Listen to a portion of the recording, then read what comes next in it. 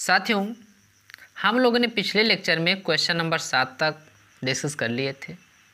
तो आज के इस लेक्चर में हम लोग क्वेश्चन नंबर 9 को डिस्कस करने वाले हैं कि क्वेश्चन नंबर 9 कैसे सोल्व किया जाता है। तो चलिए देखते हैं क्वेश्चन नंबर 9 क्या होता है। तो कह रहा है लिंग गुणसूत्र से आप क्या समझते हैं। इन लिंग गुणसूत्र का मतलब क्या है, देखा जाए ये बहुत इंपॉर्टेंट क्वेश्चन है। ये बहुत इंपॉर्टेंट क्वेश्चन है क्योंकि कई बार बोर्ड एग्जाम में आया हुआ क्वेश्चन है, बार बार ये क्वेश्चन रिपीट होता है। तो देखते हैं कि लिंग निर्धारण मतलब होता क्या है। लिंग निर्धारण का मतलब ये होता है, अगर आमतौर पे मैं सामान्य भाषा में कहूँ, देहात की भाषा में, तो इसका मतलब ये होता है कि लैंगिक जनन कर लिए। लोगों ने क्या किया, नर और मादा आपस में मिल करके लैंगिक जनन कर लिए। उसके बाद ये पता लगाते हैं कि ये लड़का होगा कि लड़की होगा, यानी लैंगिक जनन के बाद लड़का होगा कि लड़की होगा। इसी को पता लगाने को कहते हैं लिंग निर्धारण। क्या कहते हैं? लिंग निर्धारण।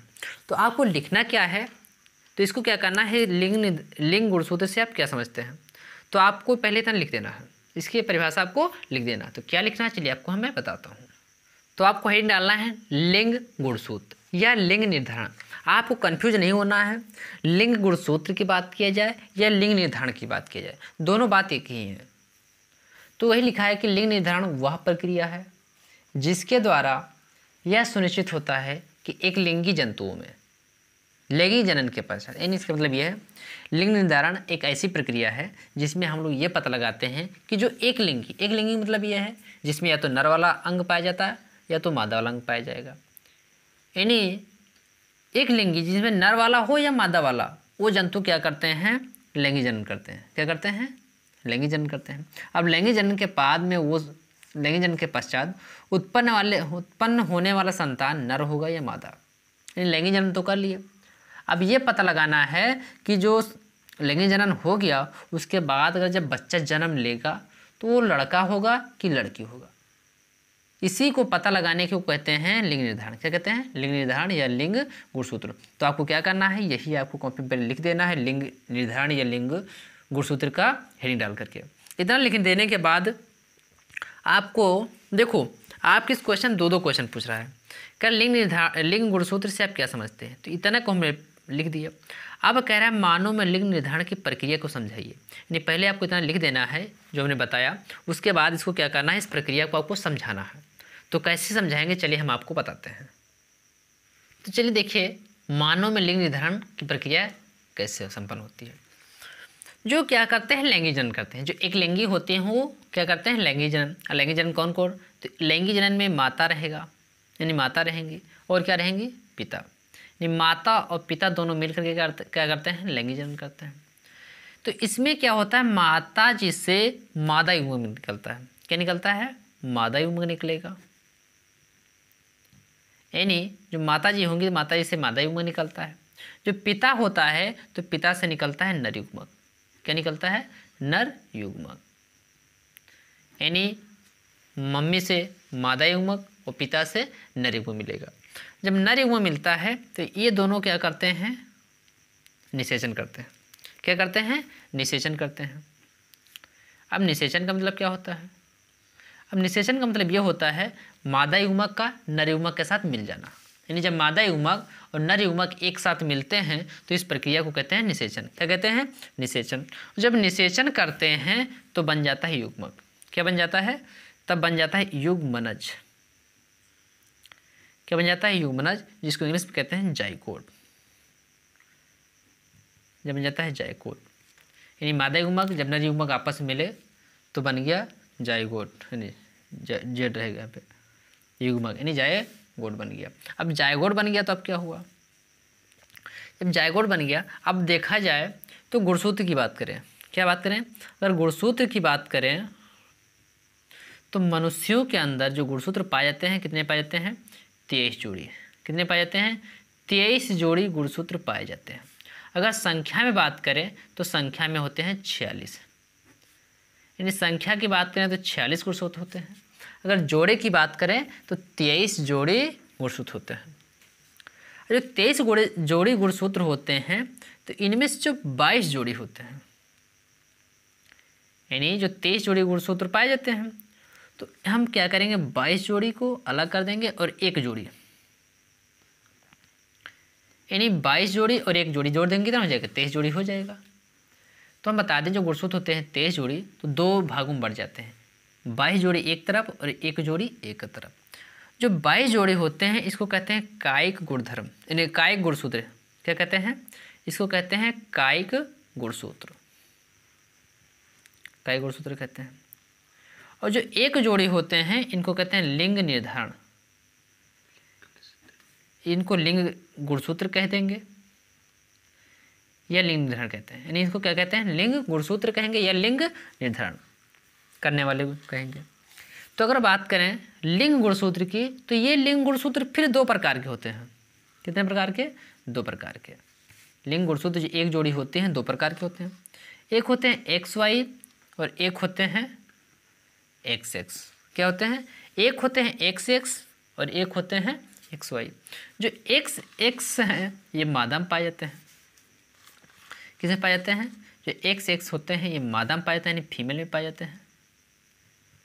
और जो XY होते हैं, क्या होते हैं? XY, जो XY होते हैं वो पाए जाते हैं नर में। किसे पाए जाते हैं? नर में पाए जाते हैं। और नर को और क्या कहते हैं? नर को कहते हैं मेल। यानी अगर बात करें तो जो 23 जोड़ी गुणसूत्र होते हैं तो एक दो रूप में बढ़ जाते हैं, एक 22 जोड़ी एक जोड़ी। जो 22 जोड़ी गुणसूत्र होते हैं उनको कहते हैं कायिक गुणसूत्र। जो एक जोड़ी गुणसूत्र होते हैं उनको कहते हैं लिंग गुणसूत्र। फिर अगर बात किया जाए तो लिंग गुणसूत्र दो प्रकार के होते हैं, यानी लिंग गुणसूत्र दो प्रकार के होते हैं, एक नर यानी XY और एक होता है XX। जो XX होता है वो मादा यानी फीमेल में पाया जाता है, जो XY होता है वो नर में पाया जाता है। यानी अगर हम नर की बात करें, नर में टोटल कितने गुणसूत्र पाए जाते हैं? तो नर में टोटल 46 गुणसूत्र पाए जाते हैं। अगर जोड़ी की बात करें 23 जोड़ी पाए जाते हैं। कितनी जोड़ी? 23 जोड़ी। अब 23 जोड़ी कौन कौन से होते हैं?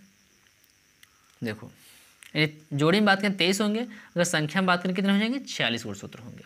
अब देखो एक तो 22 जोड़ी समय पाए जाएंगे, यानी 22 जोड़ी रहेंगे। और लिंग जो एक जोड़ी होते हैं, एक जोड़ी दो प्रकार के होते हैं, एक XX एक XY। जो नर होता है तो नर में ये पाया जाता है XY। क्या पाया जाता है? तो नर में ये XY पाया जाता है।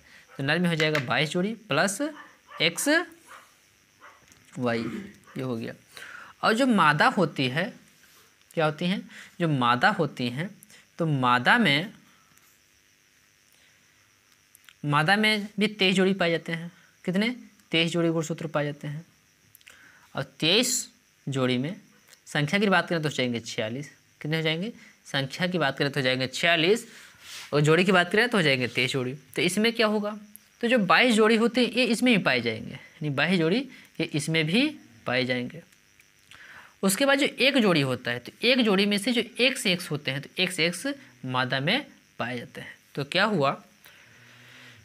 तब 23 जोड़ी हो गए, 22 जोड़ी ये और एक जोड़ी ये, यानी 23 जोड़े पूरे हो गए। तो ये होता है गुणसूत्र, यानी ऐसे गुणसूत्र होते हैं। अब आगे चलिए देखते हैं कि इसके आगे क्या होता है।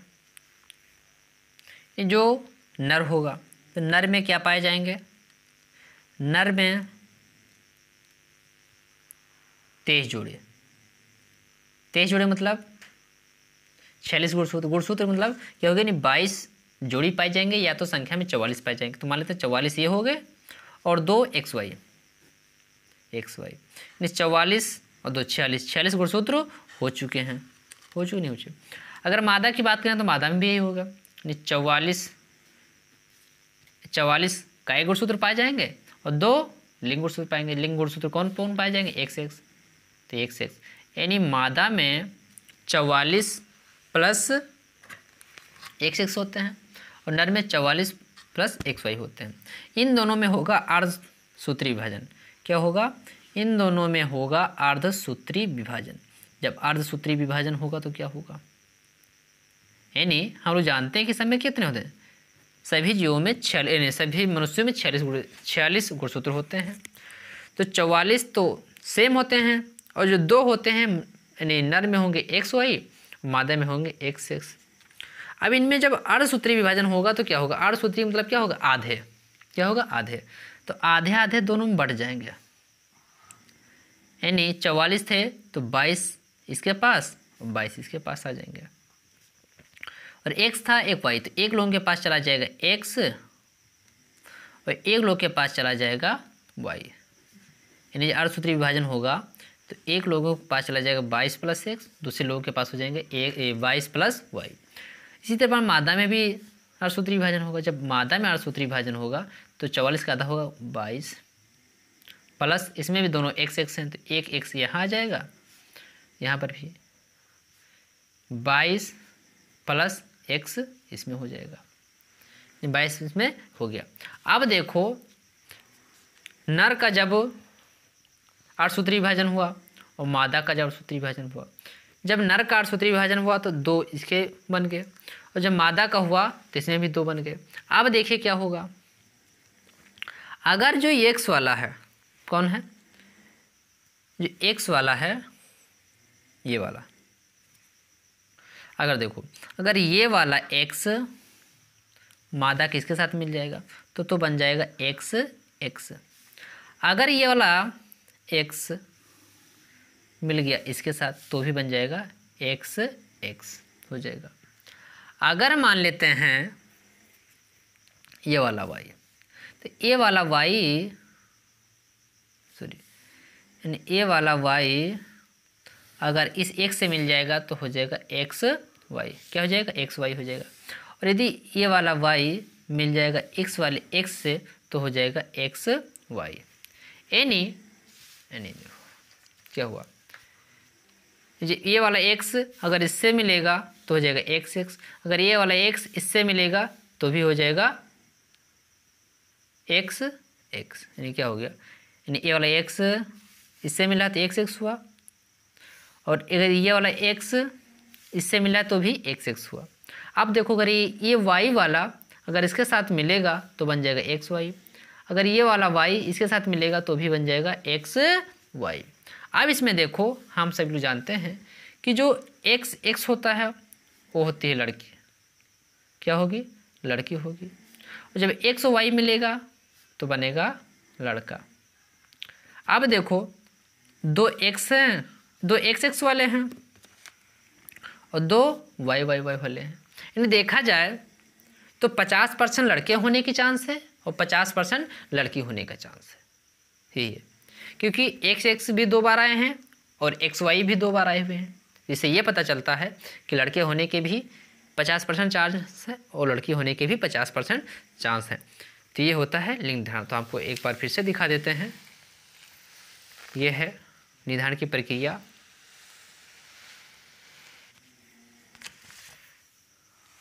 ये आपको ऐसे बना देना है, आपको समझा देना है ताकि आपको पूरे नंबर मिल सके, एक भी नंबर ना कटे। फिर अगला क्वेश्चन देखते हैं। अगला क्वेश्चन है कि उत्पादक तथा उपभोक्ता में 4 अंतर लिखिए। ये 4 नंबर का है, कितने नंबर का, 4 नंबर का है। तो आपको थोड़ा बढ़ा चढ़ा के लिखना होगा। यानी क्या लिखना है, उत्पादक तथा उपभोक्ता में अंतर लिखना है। कितने लिखना है, 4 अंतर लिखना है। तो चलिए हम आपको बताते हैं कैसे अंतर लिखना है। तो क्या करना है, पहले आपको 2 सारणी बनाना है। एक तरफ लिखना है उत्पादक, दूसरी तरफ लिखना है उपभोक्ता। यानी उत्पादक उपभोक्ता की सारणी बना करके आपको हेडिंग डाल देना है, एक तरफ उत्पादक दूसरी तरफ लिख देना है उपभोक्ता। उसके बाद क्या करना है, इसमें अंतर लिख देना है। जैसे उत्पादक का मतलब क्या हो गया, जैसे हमने बताया जब पेड़ पौधे होते हैं, जब पेड़ पौधे प्रकाश संश्लेषण की क्रिया करते हैं, क्या करते हैं, प्रकाश संश्लेषण की जब अपक्रिया करते हैं तो इसमें क्या मिलती है, ऑक्सीजन निकलती है। क्या निकलती है, ऑक्सीजन निकलती है।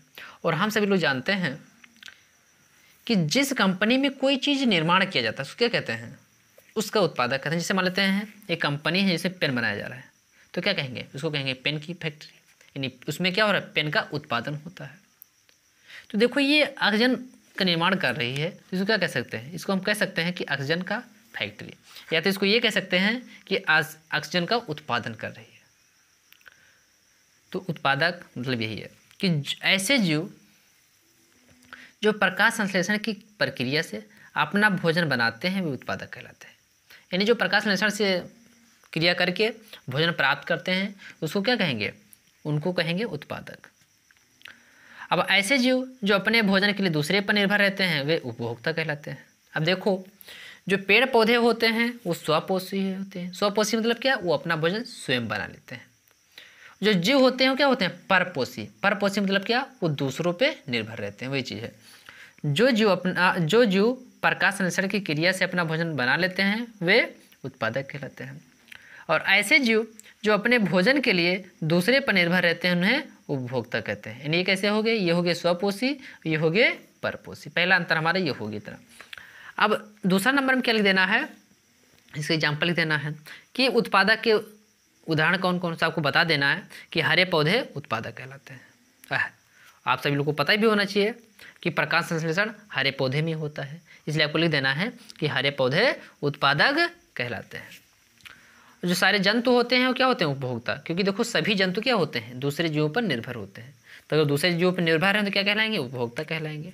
तो वैसे लिखा है कि सारे जंतु उपभोक्ता कहलाते हैं। अब दो अंतर हो गए। अब तीसरा अंतर में क्या लिखना है, तो आपको तीसरा में लिख देना है, क्या लिखे, अब देखो पेड़ पौधे अपना भोजन स्वयं बनाते हैं, तो लिख देना है कि उत्पादक अपना भोजन स्वयं बनाते हैं।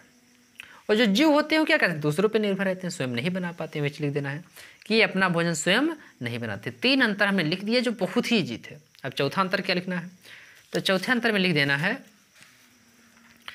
कि चार उत्पादक एक ही प्रकार के होते हैं, यानी उत्पादक जो होते हैं एक प्रकार के होते हैं, जो उपभोक्ता होते हैं तीन प्रकार के होते हैं। कितने प्रकार के, तीन प्रकार के होते हैं। और कौन कौन से तीन प्रकार के होते हैं, ये होते हैं तीन प्रकार के, बता दें आपको। तो एक होते हैं, यानी इसको क्या होता है, परपोषी, ये परपोषी होते हैं, ये तीन प्रकार के होते हैं। और कौन कौन से तीन प्रकार के, एक होते हैं परजीवी, और दूसरे होते हैं मृतजीवी, जिसमें प्राणीसम, ये तीन प्रकार के होते हैं। तो इसी, और जो ये होते हैं उत्पादक वो एक ही प्रकार के होते हैं। तो इतना हमें क्वेश्चन पूछ रहा था, इतना आप लिख देंगे तो आपको पूरे नंबर मिल जाएंगे, एक भी नंबर नहीं कटेंगे।